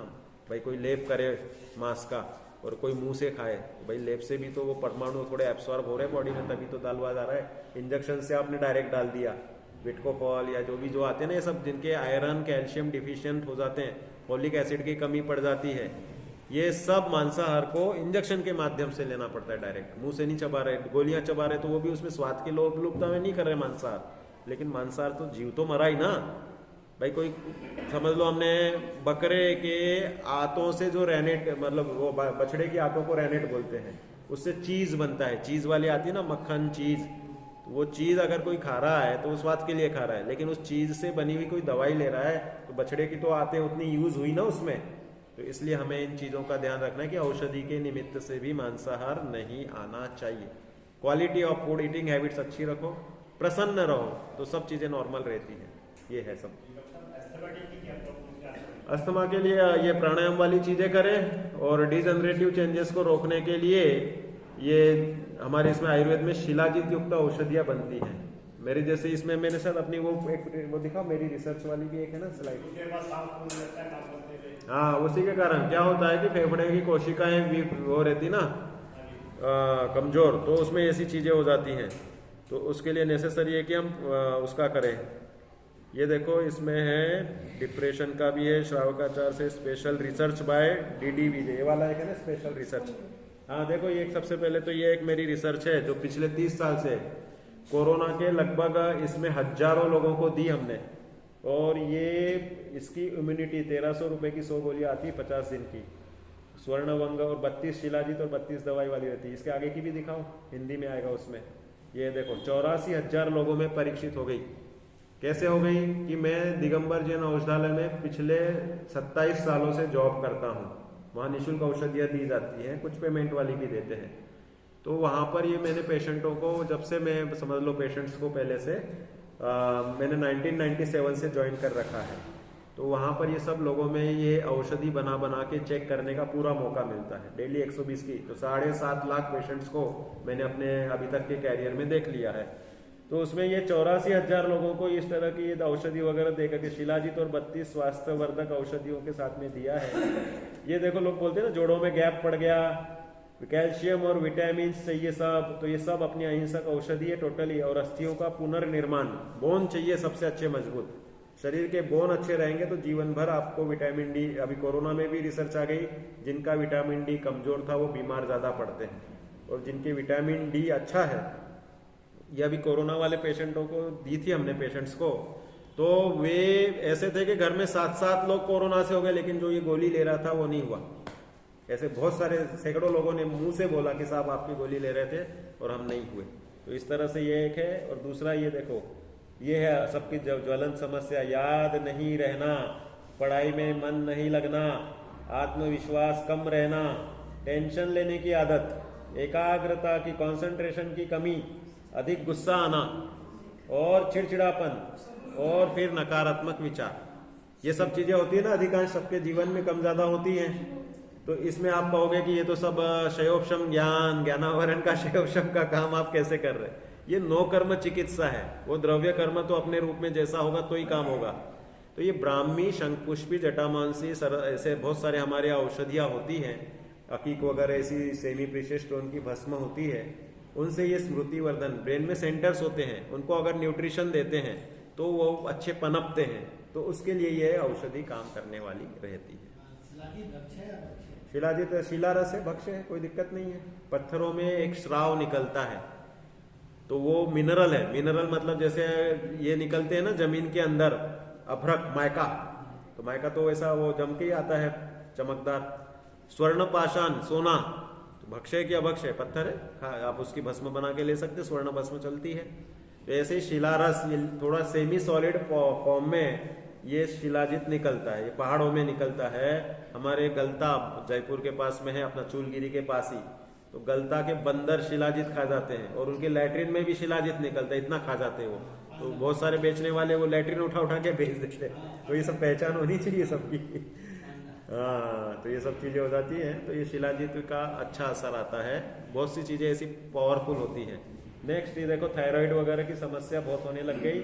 कांचनार, पुनर्नवा, पारद गंधक, लोह शिलाजित के माध्यम से इसकी चिकित्सा की जाती है। कांचनार गुग्गुल इसकी रामबाण दवा है थायराइड के लिए, क्योंकि ग्लैंड से ये। और उज्जाई प्राणायाम करो दिन में 4 बार 3 बार, थायराइड जल्दी से चला जाएगा। उज्जाई प्राणायाम देख लेना मेरे वीडियो में देख लेना आप, डॉक्टर दीपक जैन वैद्य पे चले जाना, उस पे थायराइड केयर का अलग से वीडियो है। स्टोन वाले के लिए नहीं, ये तो थायराइड की बात हो रही ना। स्टोन वाले के लिए नींबू का रस अमृत है। बिजोरा नींबू आता है संतरे जितना बड़ा, वो 15 दिन तक ले लो, 6 mm तक की पथरी 15 दिन में गिर जाएगी। हाँ, अपने किडनी के लिए है। गॉल ब्लैडर की हिस्ट्री अलग होती है, वो पित्त की कॉन्सेंट्रेशन से बनती है, उसके लिए पित्त शामक औषधियां दी जाती हैं। नेक्स्ट ये देखो, डायबिटीज का भी बहुत चल रहा है आजकल। सबकी हमारी 1300 रुपए का सेट बना देते हैं हम सबका, 50 दिन का, वो भी। विडंग, त्रिकटु, चित्रक, सेंधव, त्रिफला, शिलाजीत, ये अनेक ऐसी औषधियां हैं आयुर्वेद की जो डायबिटीज पे, इंसुलिन के डेरिवेशन पे काम करती है। और डायबिटीज का बहुत अच्छा रिसर्च हो चुका है कि भाई आपका शारीरिक श्रम, वाइब्रेशन वाला, डायबिटीज वाले के लिए हम बोलेंगे चलो ये नहीं, हम बोलेंगे सीढ़ियां चढ़ो उतरो, वाइब्रेशन आएंगे ना, तो आपकी इंसुलिन की पेट की मालिश होती है। पेट को मालिश कैसे करेंगे साहब, हाथ पैर को तो मालिश कर लेंगे, तो पेट की मालिश होती है। जगह पे ही कूदो, जगह पे ही दौड़ो, या सीढ़ियां उतरो चढ़ो, पहाड़ उतरो चढ़ो। ये हमारे इसमें दिलीप राजा की कहानी आती है डायबिटीज के लिए, कि दिलीप राजा को डायबिटीज हो गई, तो उसको हमारे जो आयुर्वेद के ऋषि है वो बोलते कि तू गो सेवा कर, जो जो गाय करेगी वही करना।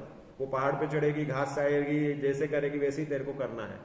तो उसके समूह चर्या करने से डायबिटीज जड़ से सही हो जाती है।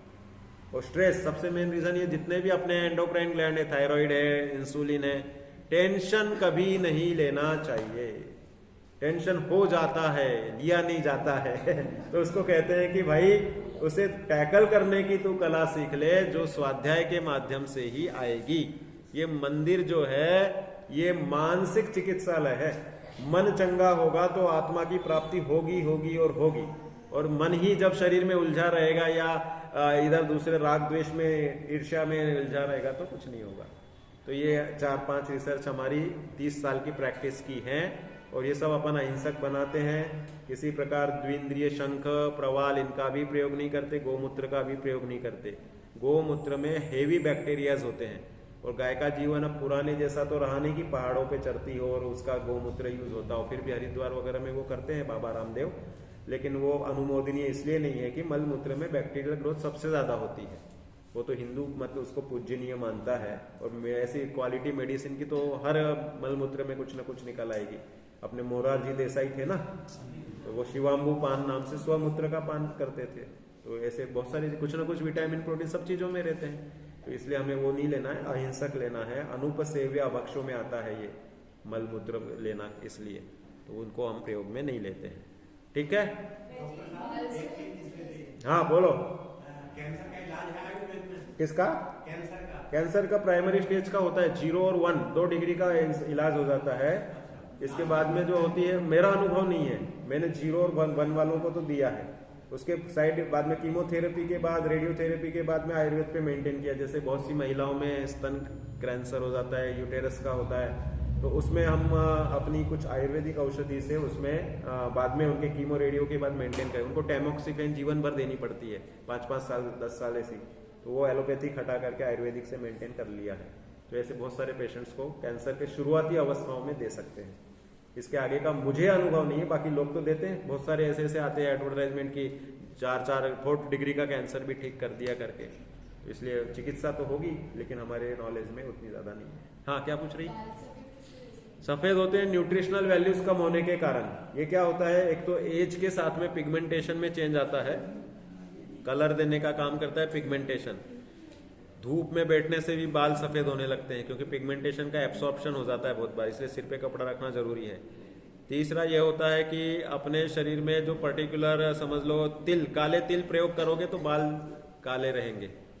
आंवला, आयरन, काले तिल नहीं तो सफेद तिल, काले तिल पूजा में ही लोग यूज करते हैं, बाकी तो सफेद तिल ही सब जगह मिलते हैं। लड्डू बनाओ उसके, बर्फियां बनाओ, जो कुछ सफेद तिल के साथ करते हो वही काले तिल के साथ करो। और अभी सर्दियों में 4 महीने खाओ, पचना चाहिए बराबर। तो कैल्शियम के लिए रिच सोर्स है, बालों के लिए नंबर 1 है काले तिल। अलसी का प्रयोग करो, अलसी भी काम करता है। हाँ 50 ग्राम 100 ग्राम गजक बना के खाओ। खाओ लोग तो 4-4 6-6। बीपी के लिए तो स्ट्रेस फ्री रहो, और बाकी श्वास डीप लेकर के मुंह से छोड़ना है।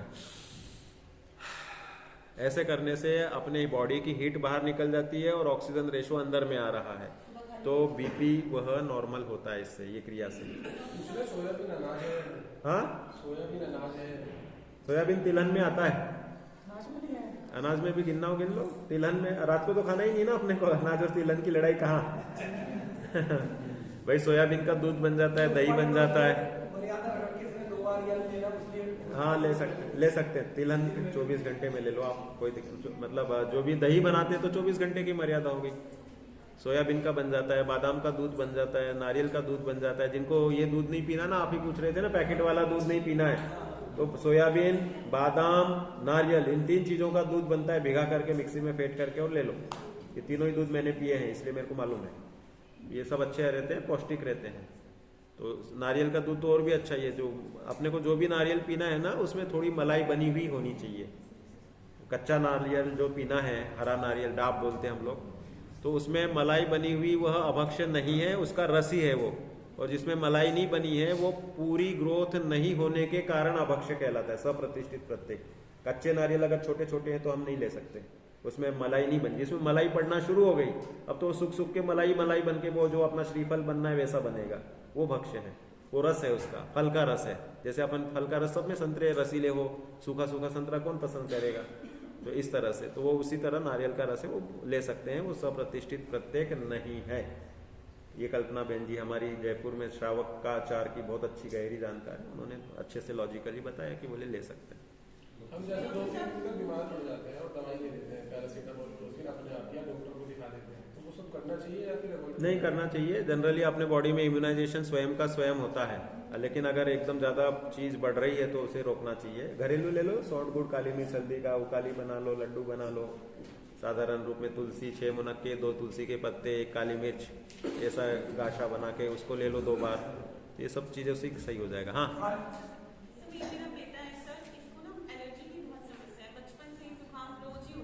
इसको सौंठ गुड़ काली मिर्च हल्दी का लड्डू खिलाओ, उसका गुड़ और हल्दी। इसका मेरे YouTube पे जाना, उसमें कफ वाला फॉर्मूला देख लेना। 3-3 मिनट के 94 वीडियो हैं उसमें, एक बीमारी के। डॉक्टर दीपक जैन वैद्य, तुरंत हो जाता है। सही बिल्कुल होता है बहुत से लोगों की बिल्कुल नेबुलाइजर छूट जाएगा। सौंठ गुड़ काली मिर्च हल्दी, तो थोड़ा जब बड़ा हो जाए तो अनुलोम विलोम भी करवाना सिखा देना, सब सेट हो जाएगा। खाली पेट जैसे नारियल पानी ले लो, हाँ कोई तकलीफ नहीं है, लेना सूट हो जाए तो ले लो। लगे कि भाई जुकाम सी हो रही है, कुछ तकलीफ हो रही है, तो दोपहर में लेना। फलों का समय सर्दियों में दोपहर का, सुबह शाम नहीं लेना चाहिए। हाँ कोई भी दोपहर में, सुबह नहीं शाम को भी नहीं। दही छाछ भी लेना है किसी को, दोपहर में लो।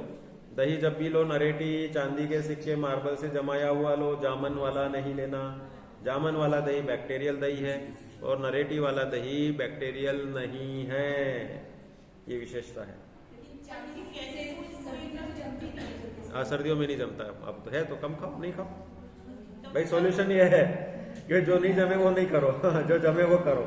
सब चीजें सबके लिए, हमें आम चाहिए, सब रोज चाहिए, सर्दियों में नहीं मिलता, क्या करें, नहीं खाएंगे नहीं मिलेगा तो। इस तरह है ना भाई, अंगूर आ रहे, खट्टे आ रहे, क्या करें, मीठे चाहिए, नहीं खाओ। जब मीठे आएंगे तब खाना। अभी मौसमी मिठियाँ आ रही थी बहुत अच्छे से, खाओ भरपूर, 4-4, 6-6 खाओ, और जब नहीं मिलेगी तब बिल्कुल नहीं खाओ। किसको? हाँ सीजनल एलर्जी में ऋतुचर्या का पालन करना होता है। ऋतुचर्या की भी इसमें पीपीटी लंबी चौड़ी है, तो उस हिसाब से अपने आप को चेंज करना होता है। हाँ जैसे किसी को कोई चेंज सर्दी से है प्रॉब्लम, पहनना ओढ़ने से है, तो उस हिसाब से डाइवर्जन अपना कर लेना चाहिए। क्या? भूख की सुविधा नहीं है, विटामिन डी बहुत कम है, हाँ, तो उसके लिए क्या लेना? उसके लिए विटामिन डी वाली ये सब जो इसमें कैल्शियम वाली चीजें दी ना, तिल है, अलसी है, नारियल है, चौलाई है, इन सब में विटामिन डी का रेशो, कैल्शियम का रेशो अच्छा रहता है। जो आपने बताया ना इसको गुड़ सौंफ सब देने के लिए, तो उसके लड्डू बनाओ किस तरीके से? हाँ, उसमें बताया मैंने, कंचे बराबर बनाना है अभी। हाँ, यूट्यूब पे देख लेना 3 मिनट में। और दूध दे सकते हैं इसको? दूध नुकसान करता है? दूध में हल्दी या सौंठ डाल के दो तो कफ नहीं बनाएगा, पतला करके दे दो या फिर पानी डाल के, इस टाइप से।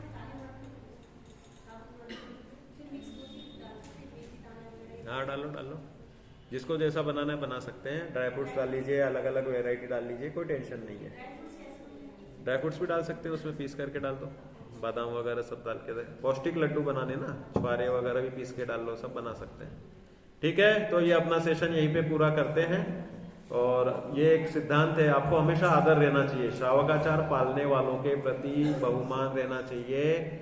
और हमारे मुनिराज, साधु संत, ब्रह्मचारी, त्यागी, व्रती भाई, ये सब इसके पालन करता होते हैं और ये बहुत अच्छे से, इनको सहजता से अच्छे से रहते हैं और इनको कोई बीमारी वगैरह प्राय नहीं होती, कदाचित होती है तो समझ लेना चाहिए कि इनका पूर्व कर्म खिर रहा है। आगे ये देवगति में नियम से अच्छे महारिद्धि वाले देव बनेंगे। जो संयम पालन करके मरेगा वो नियम से देवगति में ही जाता है। कोम्मटसार गाथा 337 337 उसमें लिखते हैं कि देवगति का बंध हुआ हो उनसे ही संयम निभेगा, या आयु नहीं बंधा हो तो संयम निभेगा और वे नियम से देव आयु का ही बंध करेंगे। तो इसलिए संयम की महिमा हमेशा मनुष्य गति में रहेगी और रहनी चाहिए। बोलो महावीर भगवान की जय हो।